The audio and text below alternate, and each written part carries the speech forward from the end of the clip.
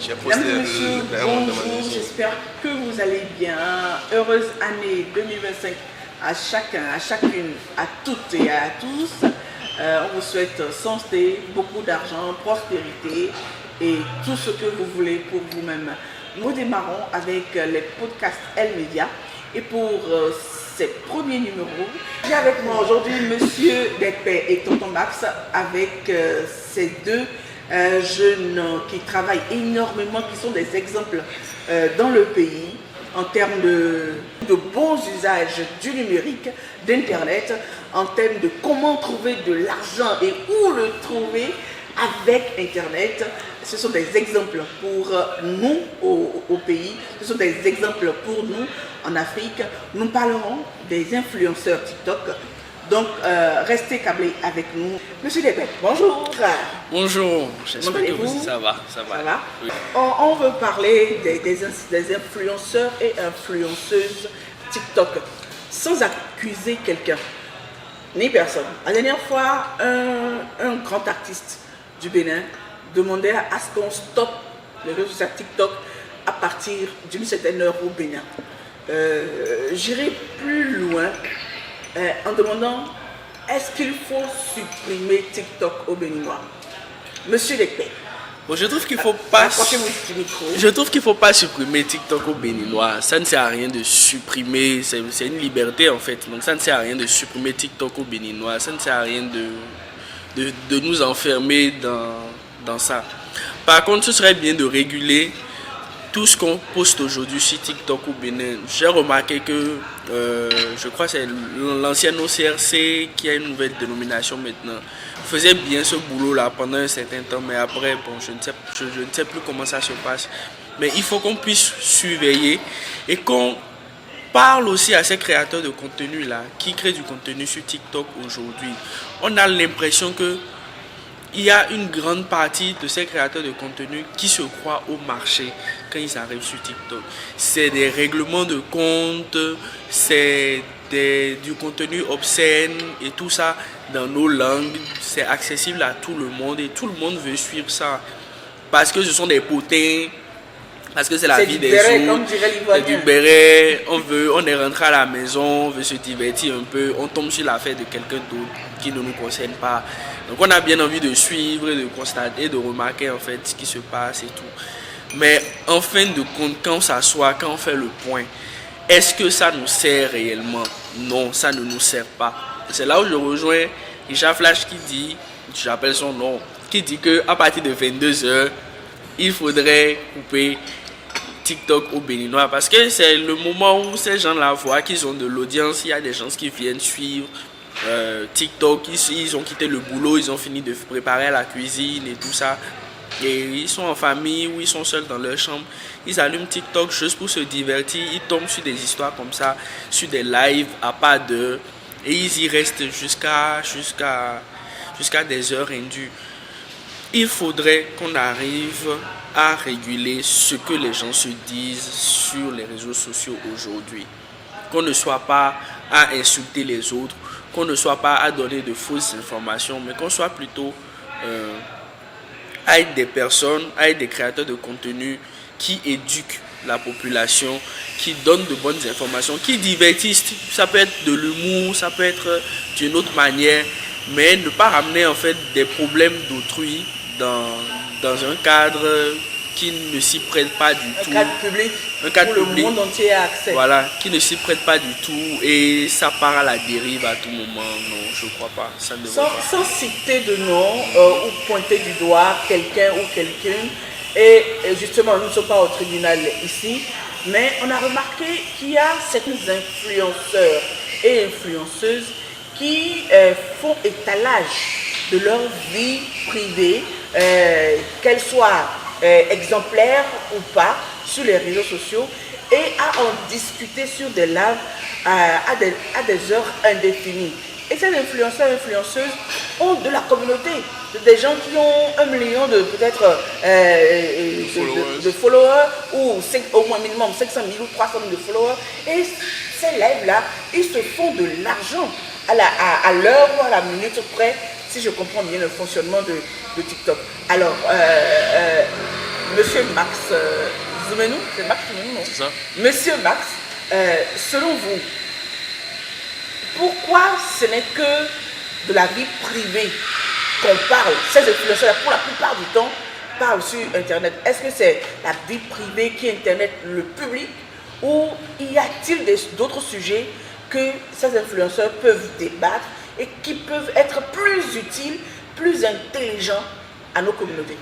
Bon, de ma petite compréhension, je vais d'abord dire que on est dans une société de consommation où tout ce qui est distraction a plus d'audience que tout ce qui est instructif. Et je vais même sortir du cadre de TikTok. Je prends un ballon, je sors dans mon quartier, je mets 2 poteaux, j'appelle les jeunes, beaucoup viendront jouer avec moi. Je sors devant mon portail, je prends un tableau et une craie, c'est pas le même nombre de personnes. Et vous allez remarquer que sur les réseaux sociaux, c'est pratiquement le même schéma.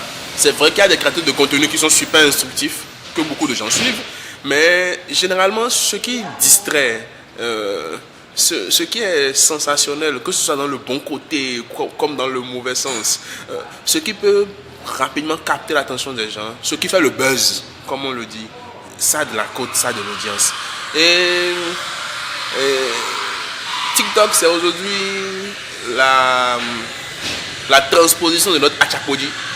C'est-à-dire que les habitudes qu'on avait, que le Béninois lambda avait, où on pouvait se retrouver le soir, échanger autour de tel ou tel sujet, parler de ce qui semble être inaccessible. Parce que quoi qu'on le dise, tout le monde est un tout petit peu curieux.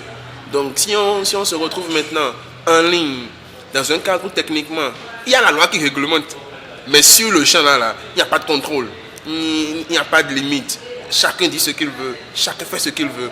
Quand on se retrouve dans un cadre comme ça, c'est compliqué de fixer des limites. Moi, ce que moi j'aime particulièrement, j'applaudis et que je valide, c'est justement la promotion de la langue, de nos langues nationales. Au Nigeria, on a le Yoruba qui est immensément développé.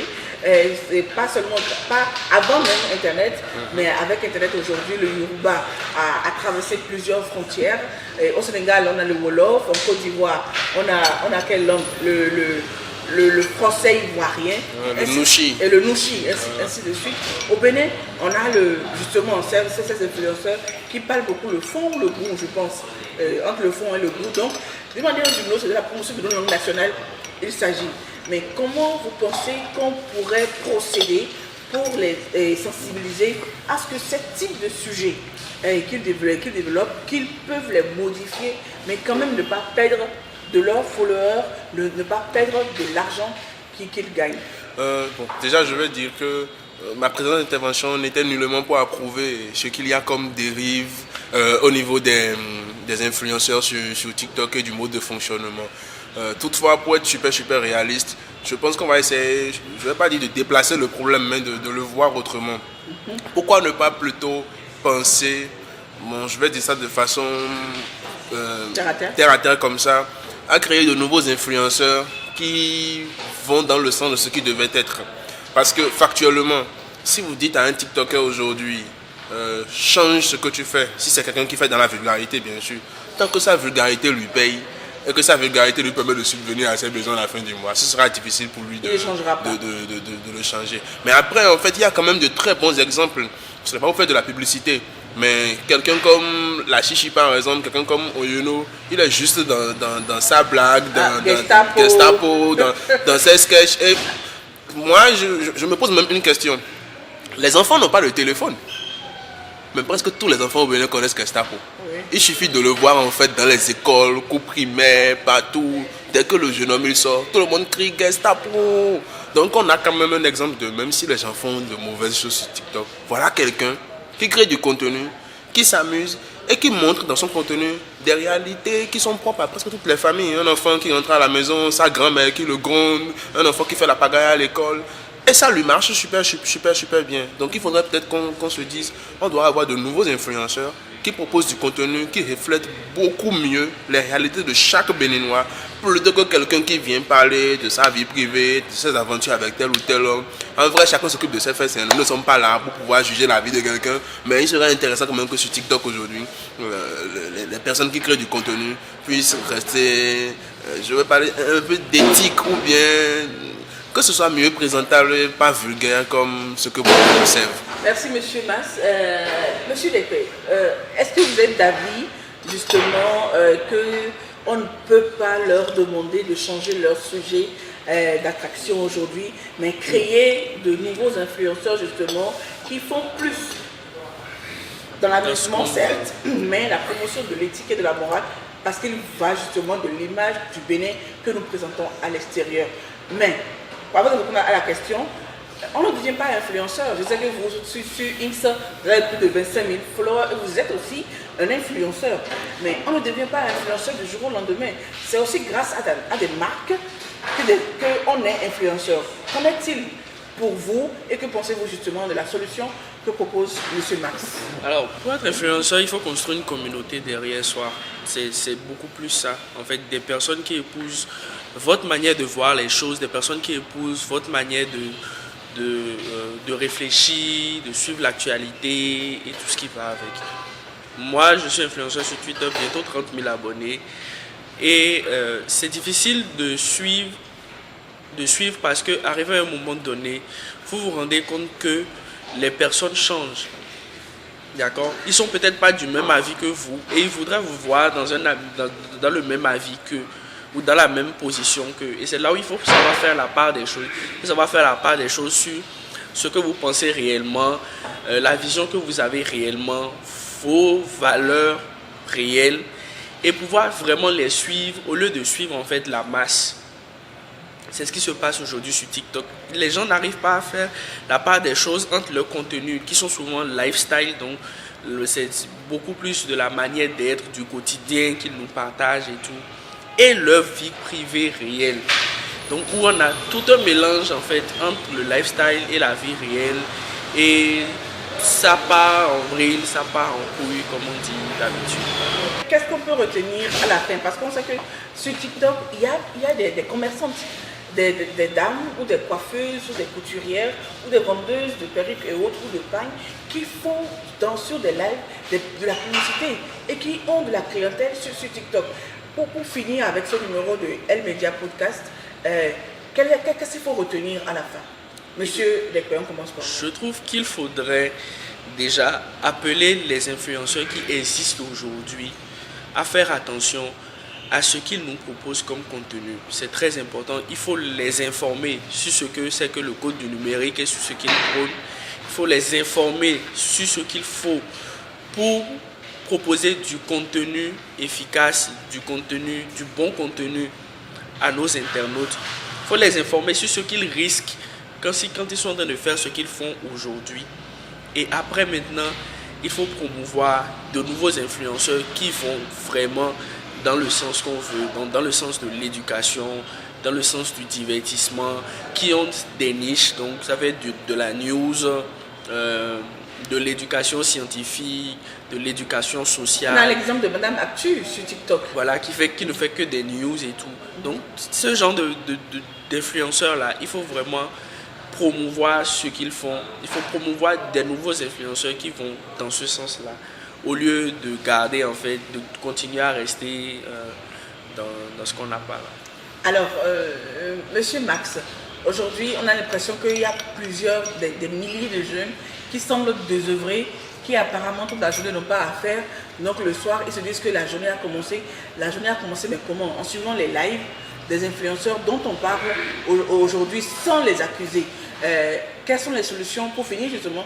Quelles sont vos solutions justement en direction de ces jeunes-là? Ou quels sont vos messages en direction de ces jeunes-là afin qu'ils sachent que soit ils perdent du temps, ils perdent de leur conscience, ils perdent de leur vie ou autre chose? Bon, première réponse, je vais d'abord dire à tout le monde que le temps qu'on perd, il ne se rattrape jamais. Et quand on est jeune, c'est plus important de passer du temps dans la formation que de passer du temps dans la distraction. Et une phrase qui illustre beaucoup ça, c'est que quand tu n'avances pas, tu recules. Donc le temps que tu dois apprendre, et que tu dois prendre du moins, pour apprendre quelque chose, pour développer des compétences, si tu prends ce temps-là pour te distraire, je pense qu'il y aura un problème quand tu voudras faire une certaine insertion professionnelle, quand tu voudras évoluer dans ta vie. On ne te dit à personne de se distraire, mais le bon sens, c'est dans le juste milieu. La vertu, c'est dans le juste milieu. Donc il faut savoir faire la part des choses. Vous pouvez aller suivre vos lives, vous pouvez aller vous distraire. Mais est-ce que c'est la chose la plus importante actuellement? Je ne pense pas. La chose la plus importante quand on est jeune, c'est d'abord de penser à son avenir, c'est d'abord penser à comment se construire, c'est d'abord penser à qu'est-ce que je serai demain. Maintenant, pour finir, même si ça ne répond pas directement à la question, ça c'est toujours le droit des jeunes. Il ne faut pas souvent croire tout ce qu'on voit en ligne. Parce qu'il y a ce qu'on appelle les artifices, il y a ce qu'on appelle la réalité. Et je vais finir sur ça en donnant un petit exemple. Un créateur de contenu, un influenceur peut organiser un live. Et pendant ce live, on peut lui offrir des roses, des lions. Et puis bon, je ne maîtrise pas trop, mais il y a des dons qui se font pendant le live. Et après, vous allez voir sur Internet, à la fin de son live, tel influenceur s'est fait en 1h30, 5 millions de francs CFA, 2 millions de francs CFA, etc. Et ça peut susciter de l'envie chez un jeune qui va se dire, ok, je vais aussi devenir TikToker. Bonne émulation. Mais après, et rappelez-vous qu'au Bénin, il y a la loi sur le blanchiment d'argent.